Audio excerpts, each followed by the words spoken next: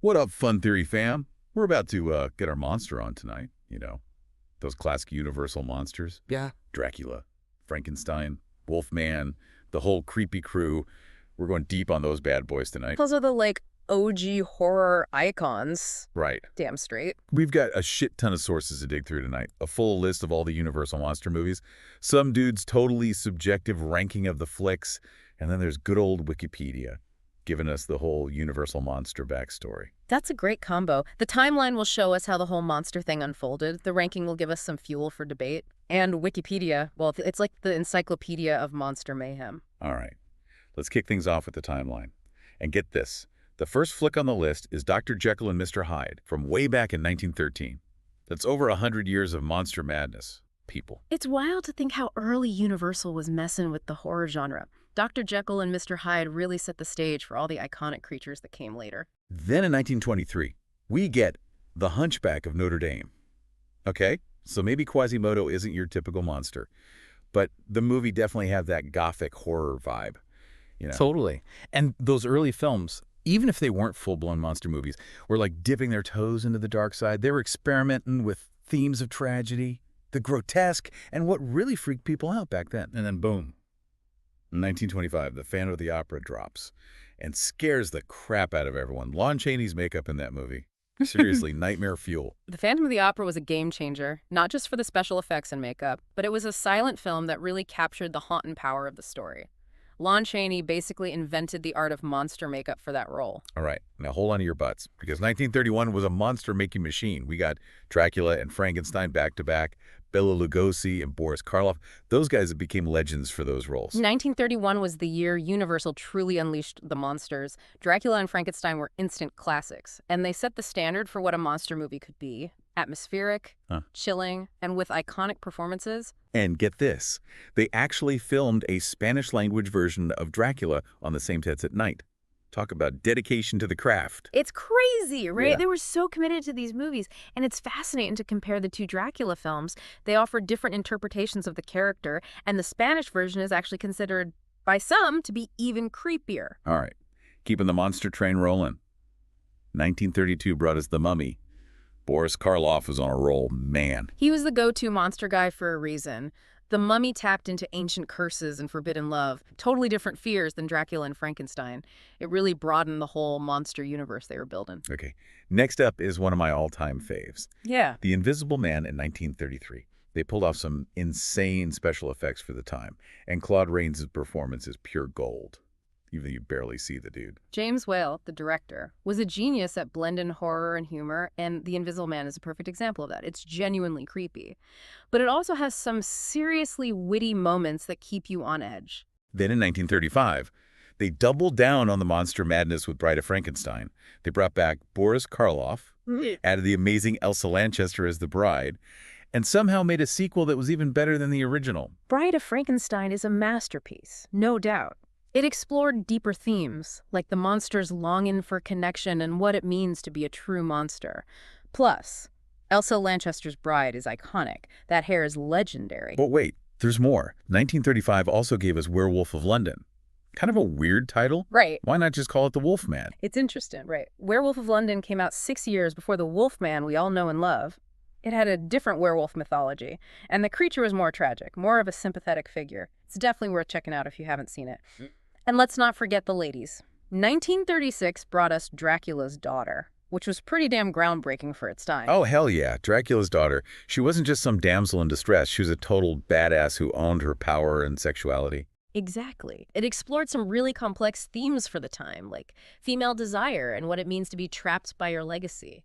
Gloria Holden as the Countess. Absolutely mesmerizing. All right, cruising into 1939, we get Son of Frankenstein. Basil Rathbone jumps into the mix, and things get a whole lot more intense. Son of Frankenstein is a great example of how these sequels could actually build on the original story. It wasn't just a rehash.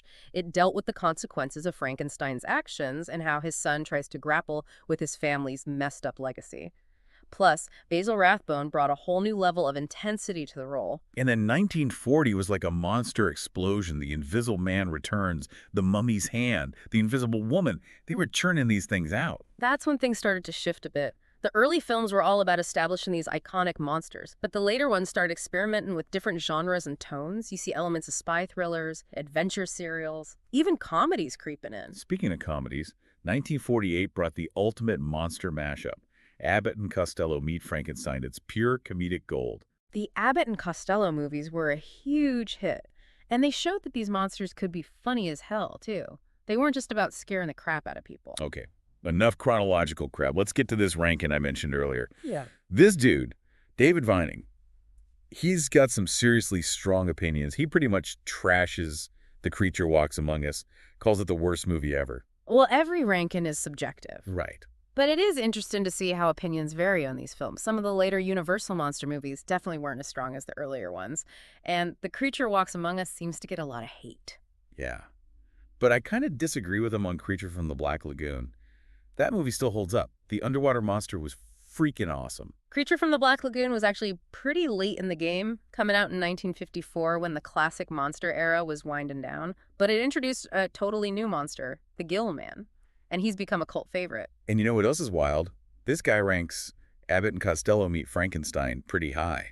Maybe he's onto something with those crossovers. The Abbott and Costello movies, even though they were comedies, really cemented the idea of a shared monster universe. You had Dracula, Frankenstein's monster, and the Wolfman all in the same movie. It was like the first monster team-up. Dude, those monster rallies were insane. House of Frankenstein, House of Dracula, they just threw everyone in there. It's like a monster free-for-all.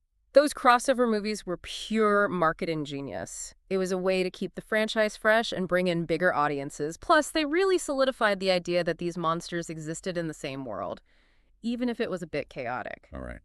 Let's bring Wikipedia to get the full picture here. Apparently, these monsters went way beyond the big screen.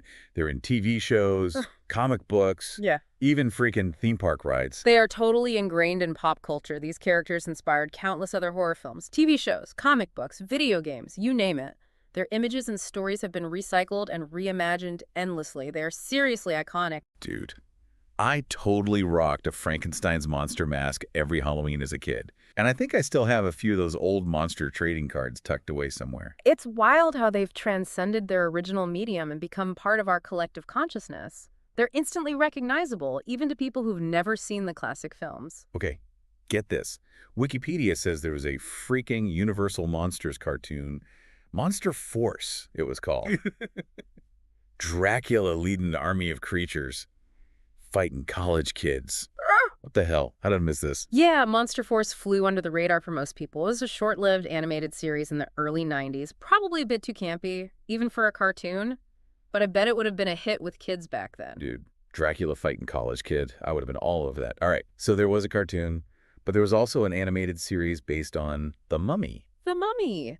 The animated series actually did pretty well in the early 2000s. It was a spin-off of the Brendan Fraser movies, and it followed Rick O'Connell and his family as they battled Imhotep and other ancient baddies. So we got cartoons, merchandise, and you know what else? Theme park rides. Universal Studios is all about the monster love. Absolutely. The Universal Monsters have been a staple of the parks for decades. They're featured in Halloween Horror Nights, and they've inspired popular rides like Revenge of the Mummy. The ride. Speaking of The Mummy, you know, Universal tried to reboot the whole monster thing a few years back with that dark universe idea. Tom Cruise fighting mummies, Russell Crowe as Dr. Jekyll. It sounded kind of cool, but totally flopped. The dark universe was a swing for the fences, trying to create a shared universe like Marvel. But it just didn't work. It felt too forced, too focused on big stars instead of the monsters themselves. Yeah, they were trying too hard to be like Marvel, but hey, at least we got some decent standalone monster movies lately, like The Invisible Man with Elizabeth Moss. Totally. That movie was a fresh take on the classic story. It seems like Universal realized that trying to force a shared universe wasn't the way to go. They're better off focusing on individual stories with strong directors and writer. Okay, back to Wikipedia. This is crazy. Apparently, they were going to build a whole theme park land dedicated to the Universal monsters. Dark Universe, they were going to call it. Dracula, Frankenstein, Wolfman, the whole crew. That would have been insane. The Dark Universe theme park was planned as a huge expansion for Universal's Epic Universe Park in Orlando, but it got scrapped when the movie universe tanked. Man, that's a bummer. A Universal Monsters theme park. Sign me up. But hey, at least we still get those killer haunted houses at Halloween Horror Nights. Those things are legit scary. The Universal Monsters are Halloween Horror Nights royalty. They're the perfect embodiment of what that event is all about, and they'll keep terrifying people for years to come. All right, so after digging through all this monster mayhem, what's the big takeaway? The Universal Monsters are so much more than just a bunch of old movies. They're a cultural phenomenon that has shaped and continues to shape how we think about horror, science fiction, and even what it means to be human. Damn. That's deep. So why do you think these creatures still resonate with us after all these years? I mean, they're black and white, they're kind of cheesy sometimes, but damn, they're still captivating. I think it's because they tap into those primal fears and desires that are buried deep inside us. They represent the things that scare us, the things that fascinate us, the things we try to repress but secretly can't resist. Whoa, dude. You're getting all philosophical on me. Okay, last question. What monster would you want to hang out with? I'm thinking the creature from the Black Lagoon. He seems chill. I'm not sure I'd want to hang out with any of them. They're all pretty intense. But if I had to choose, maybe I'd go with Frankenstein's monster. He's a complex character, both tragic and terrifying, and I think he could teach us a lot about what it means to be human. You're totally right about Frankenstein's monster. He's more than just a monster. He's like a reflection of our own fears about what we create and the responsibility we have for our creations. He makes us ask some uncomfortable questions about the limits of science and what happens when we play God. The monster is a victim of circumstance, abandoned by his creator and forced to grapple with his own existence. It's pretty heavy stuff. And then you've got Dracula, the ultimate bad boy of horror. He's a blood-sucking fiend, sure, but there's also something tragic about him. He's cursed with this immortality and a thirst that he can never satisfy.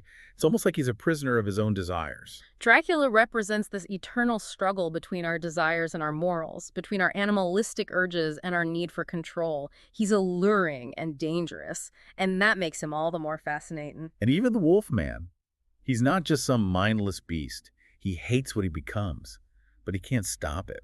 Talk about a messed up situation. The Wolfman is all about our fear of losing control, of being consumed by the darker parts of ourselves. He's a reminder that we all have these primal instincts lurking beneath the surface, and sometimes they can take over. Damn. These monsters really make you think, don't they? But beyond all the deep stuff, let's face it, they're just plain cool. Yeah, they are. They have these iconic designs, unforgettable performances, and even if they're a little dated by today's standards, they're still a blast to watch. Totally. It's like comfort food for horror fans. You know you're going to have a good time, even if it gets a little cheesy. There's definitely a certain charm to the classic monster movies. They're not afraid to be a little campy, and that's part of what makes them so endearing. All right. I'm feeling inspired to have a monster movie marathon tonight. How about you? I'm down. Maybe we could start with Frankenstein and Bride of Frankenstein. A little double feature to honor these iconic creatures. Sounds perfect. All right, fun theory, fam. That's a wrap on our monster-sized deep dive. We've explored the history, the legacy, and the enduring awesomeness of the Universal Monsters. Now go forth and embrace your inner monster. We'll catch you on the next episode.